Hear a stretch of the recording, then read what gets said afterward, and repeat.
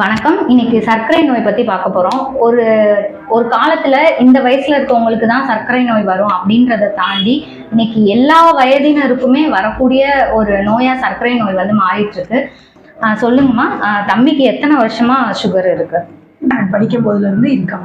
9th ஸ்டாண்டர்ட்ல அப்பதான் கண்டுபிடிச்சது. அப்போ சுகர் லெவல்ஸ் வந்து சுகர் லெவல் வந்து 600 இருந்துச்சு. 600 இருந்துச்சு. எத்தனை வருஷமா ட்ரீட்மெண்ட் எடுத்துட்டு இருந்தோம்? நாங்க இப்ப வந்து 9th படிக்கும் போதே இருந்ததுனால உடனே கொண்டு போய் காமிச்சிட்டோம். அவங்க 1 day மட்டும் அப்சர்வேஷன்ல வச்சுட்டு இங்க பார்க்க முடியாது, ஏன்னா 600 இருக்கிறதுனால இது பண்ண முடியாது, நீங்க மதுரைக்கு நாங்க எழுதித்தரோம்ட்டு ஒரு ஹாஸ்பிட்டலுக்கு எழுதி கொடுத்தாங்க. அங்க நாங்க கொண்டு போனோடனே அதுக்கப்புறம் அவங்க இன்சுலின் எடுத்துக்கோங்க அப்படின்னு சொல்லி சொன்னாங்க. அவங்கள்ட்ட போகும்போது எங்களுக்கு 600 அல்லது 500 அந்த ரேஞ்சில ஸ்டார்டிங் லெவல் அது இருந்துச்சு. அப்புறம் என்னென்ன சிம்டம்ஸ் இருக்கும் தம்பிக்கு? எப்போ ஒரு மாதிரி படபடன்னு வர்றது, ஸ்வெட்டிங் அதிகமா இருக்கும். அதிகமா சாப்பிட்டேன்.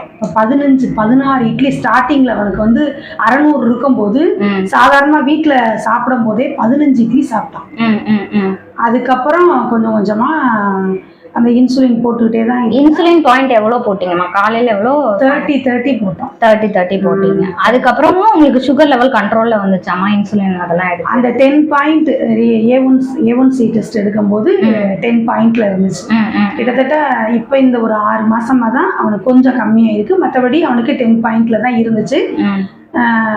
டாக்டர்ஸோட சஜஷன் எப்படின்னு கேட்டா, இப்படி 10 பாயிண்ட்ல இருந்ததுன்னா கிட்னில உள்ளுறுப்புகள்லாம் பாதிக்கப்படும் அப்படின்னு சொல்ற லெவல்ல தான் சொன்னாங்க. ஓகே. தம்பி எப்படி முதல்ல ஃபீல் பண்ணாங்க? இப்போ மெடிசன் இன்சுலின் போட ஸ்டார்ட் பண்ணதும் அவங்க மென்டலி எப்படி இருந்தாங்க? ஏன்னா சின்ன வயசுல இல்லையா, அவன் ஒரு மாதிரி இது பண்ண ஒரு பயம்ன்றதை விட அவனுக்கு வந்து உயிர் மேல பயம் இருக்கும்ல.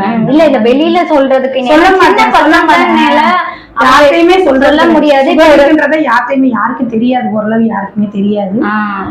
இப்ப நீங்க வெளியில போனாலும் எங்க போனாலும் இது ஒரு எடுத்துட்டு போற மாதிரி இருக்கும். ஆமா, எங்கனாலும் ஒரு உணவு கட்டுப்பாடு பண்ற மாதிரி இருக்கும். சின்ன பையங்க அப்படின்றதுனால ஒரு ஊருக்கு போறோம், ஒரு ஃபெஸ்டிவல் ஏதோ ஒரு ஃபங்க்ஷன் அப்படின்னாலும் நீங்க அங்கேயுமே அந்த மெடிசனோடயே டிராவல் போகணும்.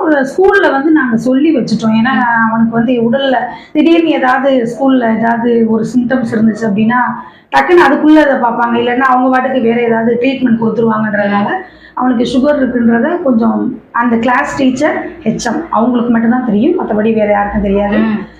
காலேஜ் எப்படி இருக்கும் அவங்களுக்கு? தூக்கம் அதெல்லாம் எப்படி இருந்துச்சு மெடிசன்ஸ் எடுக்கையில? லோ சுகர் அந்த மாதிரி லோ சுகர் ப்ராப்ளம் இருந்துச்சு. அடிக்கடி நைட்டு 1 மணி 1:30 மணிக்கு அந்த டயத்துல தான் அவனுக்கு அந்த இதே வரும், அந்த சுகர்ல லோ ஆகுது. அப்ப தூக்கமும் அப்ப தூக்கத்துல எந்திரிச்சா அவன் ஒடியாருவேன். அப்ப பார்த்தோம்னா 60, 70 இந்த மாதிரி இருக்கும். இந்த இதுலதான் இவன் லோ சுகர் இருந்துச்சு. அது வந்து ஒரு பெரிய பிரச்சனையா இருந்துச்சு. ஏன்னா நைட்டு 1:30க்குனா எங்கேயும் நம்ம வெளியில அவனை கொண்டு போய் வெளியில விட முடியாது அந்த லெவல்ல. இப்போ நீங்க ஆயுர்வேதா ட்ரீட்மெண்ட் எவ்வளவு நாளா எடுத்துட்டு இருக்கீங்க? இப்ப அவனுக்கு 2.5 மாசமா எடுத்துக்கிட்டு இருக்கோம். இப்போ எப்படி இருக்காங்க மெடிசன்? இப்ப அவனுக்கு அந்த ஸ்வெட்டிங் ஃபர்ஸ்ட் குறைஞ்சிருச்சு. இல்லைன்னா ஓவரா ஸ்வெட்டிங் இருக்கும். இப்ப அந்த ஸ்வெட்டிங் குறைஞ்சிருச்சு. அந்த லோ சுகர் ஆகும்ல, அந்த பிரச்சனை இல்ல. ஃப்ரீயா இருக்கேன். இப்ப பசிக்குதா? நிறைய பசிக்கிற மாதிரி அந்த மாதிரி? அவன் நான் நார்மலா தான் சாப்பிடுறான். இப்ப நான் 3 இட்லி 4 இட்லி அவ்வளவுதான் சாப்பிடுறான். தோசை தான் சாப்பிடுவேன், இட்லி சாப்பிட மாட்டேன். தோசை மட்டும் 4 தோசை அல்லது 3 தோசை அந்த மாதிரிதான் எடுத்துக்கிறான். இப்போ இன்சுலின் போடுறீங்களா? இப்ப இன்சுலின் போடல. ஃபுல்லாவே ஸ்டாப் பண்ணியாச்சு. ஒரே ஒரு டேப்லெட் மட்டும் தான் போட்டுக்கிட்டு. லோ சுகர் ஆகுதா? இப்ப லோ சுகர் ஆகுது. இப்ப அவங்க எப்படி ஃபீல் பண்றாங்க? அவன் ஃப்ரீயா இருக்கேன், மென்டலி ஃப்ரீயா இருக்கேன். அவன் பாட்டு எல்லாம் எடுத்துக்கிட்டு ஃப்ரீயா இருக்கேன். எனக்கு ஒன்னும் தெரியல அவ்வளவா. ஒன்னும் ரொம்ப உணவு கட்டுப்பாடு அந்த மாதிரிலாம் எதுவும் செஞ்சீங்களா மெடிசன்ஸ் எடுக்கும் போது? அப்படிலாம் ஒண்ணு ரொம்ப. ஸ்நாக்ஸ் மட்டும் சாப்பிடுவேன். எப்படி கேட்டா அந்த பலகாரங்கள், பஜ்ஜி, பேக்கரி ஐட்டம் சாப்பிடுவேன். அதை வந்து கொஞ்சம் கம்மி பண்ணிட்டேன். ஃபுல்லாவே சாப்பிடுறது இல்ல பேக்கரி ஐட்டம். இப்ப இத்தனை வருஷமா இருந்த சுகர் ஒரு 2 monthsல இவ்வளவு கண்ட்ரோல் ஆனது உங்களுக்கு எப்படி சந்தோஷமா இருக்கு? ஆரோக்கியமா இருக்கிறது அது சந்தோஷமா இருக்கு. ஓகேவா. இப்போ இந்த பேஷண்டோட ரிப்போர்ட்ஸ் பத்தி பார்க்கலாம். இது வந்து நம்மள்ட்ட ட்ரீட்மெண்ட் ஸ்டார்ட் பண்றதுக்கு முன்னாடி எடுத்தது. 296 ரேண்டம் சுகர் இருந்திருக்கு. இது 1 monthக்கு அப்புறமா 149 171 வந்திருக்கு. இதே மாதிரி எல்லாருமே இயற்கையா ஆயுர்வேத மருத்துவ முறைப்படி சர்க்கரை நோய்க்கு வந்து ட்ரீட்மெண்ட் பார்க்கல நம்ம ஈஸியா இதுல இருந்து வெளியில வர முடியும்.